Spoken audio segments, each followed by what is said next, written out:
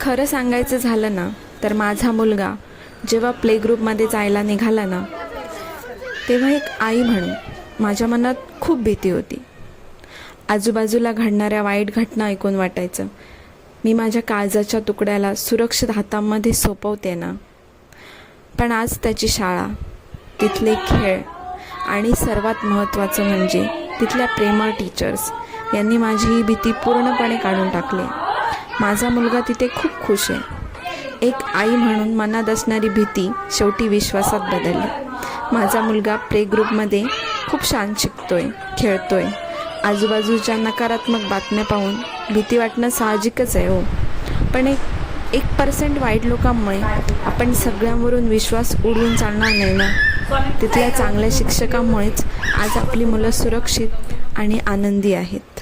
तर मला एवढंच सांगायचं आहे, 1% वाईट लोकांमुळे अख्खी शिक्षण संस्था किंवा सगळेच प्रीस्कूल बदनाम होतात असं नाही. आजही 99% शाळांमध्ये आपल्या मुलांची काळजी आईसारखी घेतली जाते. त्यामुळे तुम्ही सकारात्मक राहा आणि योग्य शाळा निवडा.